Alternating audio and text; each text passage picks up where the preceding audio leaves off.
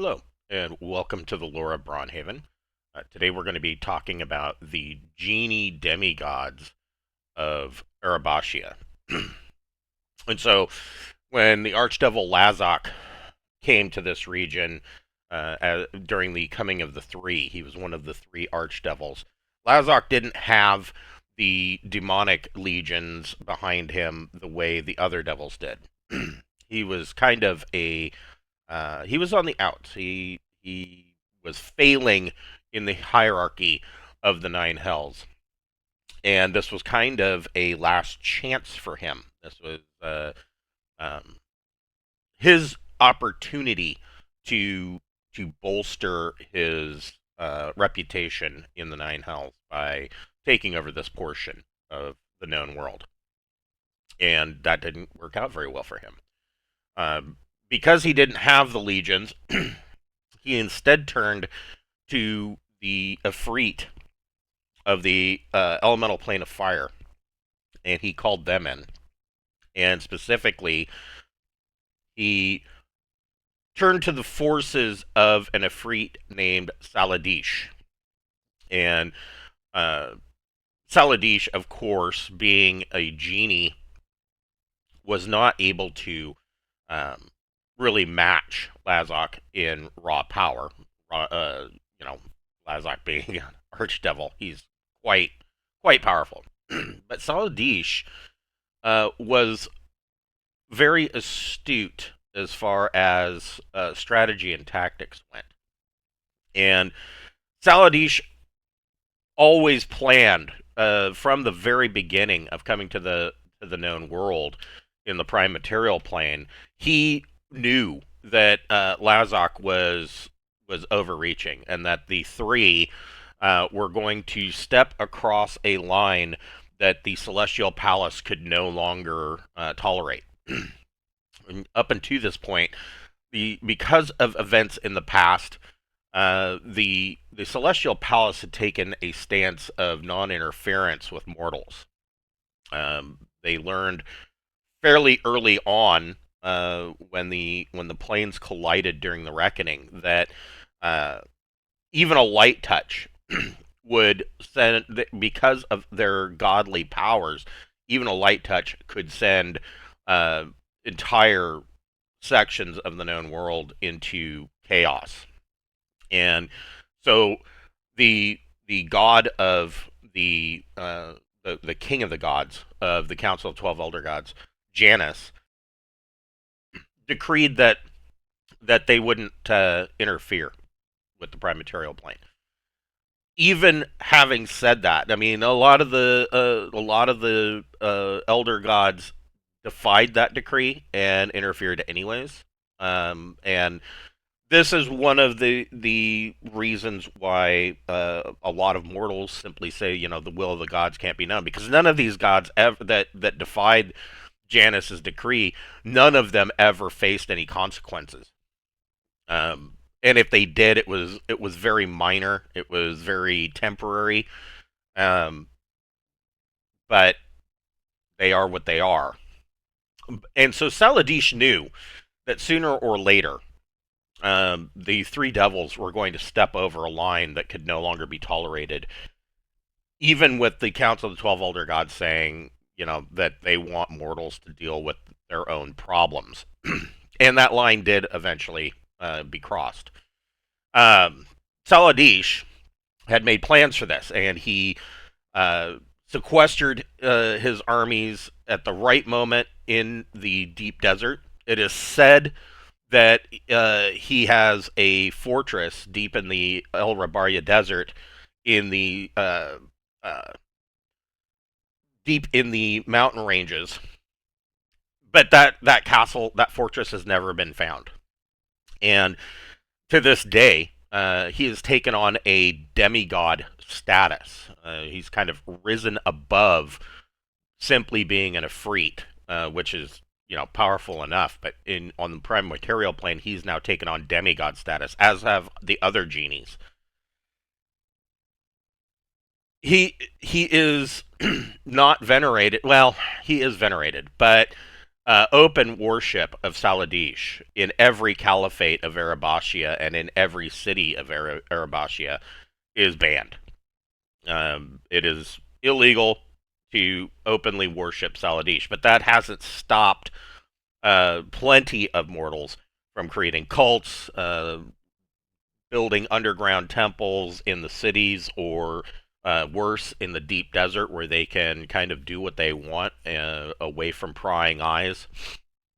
And so Saladish is openly venerated. There are some cults that make a pilgrimage to the Sarpocian Mountains, hoping to meet their demigod. None have ever done so, and those there, of course, there are some that probably have never returned. And so, Saladish is not. You're not going to go to a city in Arabashia and find a temple to Saladish. The other side of this coin, of course, is the Jinn, and the Jinn, in their never-ending war with the Ifrit, the Jinn from the elemental airplane, came to uh, the prime material plane, and decided to continue their battle. They didn't. The Jinn didn't want to see the Ifrit wreaking havoc with mortals, and so the Jinn Shuwasaden came to the prime material plane. He is unpredictable, is the best that can be described of Shuwasaden. Yes, he did take the side of the archangels in the War of the Heavens, but um, as far as mortals are concerned, he is an unknown quantity. Yes, he's good, but he's very chaotic, and it is said that to this day, Shuwasaden continues to fight Saladish, and a lot of the sandstorms that Arabashia is known for, that the El Rabaria Desert is known for, are caused by Shuwasaden. He scours the desert clean whenever followers of Saladish are found, and unfortunately, they're found quite frequently. For worship of Shuwasaden, it is tolerated in most caliphates, as long as it does not interfere with the worship of Nasim or Hiba. And so you will find some small shrines in cities, but they're never allowed to grow very large, because they don't want the caliphates do not want worship of a demigod to appear to be overtaking that of Nasim or Hiba, and so the shrines are kept small, and there are not laws, but there are unwritten rules and stern warnings if they ever grow too large. Another one of the demigods is Ahez. Ahez is an Abashine genie from the elemental airplane, and he did not want to come here. It was not his desire to come to the prime material plane. He was tricked, summoned and tricked by the Archmage Maximilian Tassadantilus, and tricked with fake friendship, and then imprisoned in Tassadantilus's tower in the imperial port of the Glaucian Empire. And he languished there for hundreds of years. Nobody knows exactly how long or when he was drawn in, but there he sat. And his only companions on the level of the tower that he existed in was a sphinx who only spoke in riddles, and of course his own imagination. And so he was stuck in the tower until some intrepid adventurers discovered him and were able to release him. And he kind of took stock of the situation on the prime material plane, and he has come to Arabashia, and it is said that in the deep desert he has a grand palace, and he is well known for his love of beautiful women, and it says that his palace somewhere in the deep desert, he has a vast harem, and those that come to find his palace want for nothing. He's very generous, and essentially all of their basest worldly desires will be met while in the palace of Ahez. If you come to the palace and you are going to make an enemy of Ahez, those people have never been seen again, and it can only be imagined what happens to them out in the deep desert. The next demigod is Ishal. He is a Hawanar genie from the that realm where the elemental plane of air and the elemental fire plane meet. And Ishal is very neutral, but also evil. He is very self-serving, and he's very spiteful. And he was the reason he came to the prime material plane is that Solid Dish made a pact, yet another pact with him, promising him vast wealth if he came to Arabashia during the War of the Heavens. And this vast wealth never materialized. And so Ishal is left here kind of bitter and angry. And it is well known that he absolutely loathes mortals. He hates them with a passion. And yet, there are a number of cults that follow him, and it leaves a lot of people wondering what exactly do these cults get from worshiping a demigod that hates them, and nobody knows. But there are cults throughout Arabashia that worship Ishal. The last genie rather that came is Robahun, and Robahun is a married genie from the elemental water plane, and he came here of his own accord. He saw that there was a war going on and thought that he could kind of pick up the leftovers and gain vast amounts of wealth from the mortals. And during the War of the Heavens, Robahun sold his forces to both sides, both to the Devil's legions and to the Archangels. And so he has garnered a reputation as being extremely untrustworthy.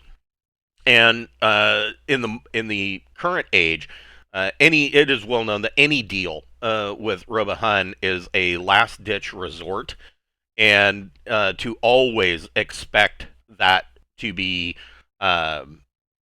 turned on back onto you, so because he cannot be trusted. So those are the genies that have set up shop in Arabashia to become demigods, and obviously they gained something out of the War of the Heavens, having gained demigod status. But they have most of the people of Arabashia, especially the devout that actually worship Nassim and Heba, they, regardless of how good or neutral a genie is, they would like to see Arabashia rid of all of the genies completely. They don't feel, the people of Arabashia do not feel completely free. They feel like they are partially enslaved still by these different genies. Now, another outside or another offset of the fact that the genies have set up shop is that unlike the gods, the genies and the devils have had some direct interaction with the mortals on a physical level. Just like in the Glossian Empire, there is a higher than normal, and I guess maybe 3% of the population. There's a higher than normal amount of infernals that for D&D players, that would be tieflings, that live in Arabashia, and this is a result of, at some point from the War of the Heavens moving forward, somebody's ancestor had carnal relations with a devil or a demon during the War of the Heavens, and that lineage has passed down through the line, either immediately or, like a recessive gene. And so you end up with about 3% of the population is born as infernals. The other side of that coin, of course, is that the genies did the same thing. And these are half genies that kind of in the same situation. And again, they make up maybe 5% of the population, and they are known as the Qatari. And the Qatari, being half genies, there's one they will favor one side or the other. If they favor either way, they still end up having some traits of the genies that were a part of their lineage, but they can either favor the the human aspect of their genetics, or they can favor the the genie. And so, if you have a human lineage, then that means their human parent is dominant. They have a greater versatility, gaining a +2 bonus to all of their attribute checks. Whereas a um, a genie lineage, they will get to select off of a chart when making the character. They can actually have an elemental appearance, either from a djinn or an ifrit. The human lineage also, in addition to a +2 bonus to attribute checks, they gain a +2 bonus to saving throws against elemental spells of the type of genie that they are related to. So you have this large amount of not large, but I mean 4 to 5% of the population is born as half genies, Qatari, and they will have elemental gifts as well, that are granted to them via their parentage, either from Jinn or Ifrit. The Hawanar and the Merid and the Abashin didn't really interact as much as the Jinn and the Ifrit did. I suppose it could be possible, but for the most part, Qatari are either Jinn or Ifrit as far as their lineage goes, and there is quite a few of them. So that is the Genies of Arabashia. Hope you enjoyed it, and we will catch you next time.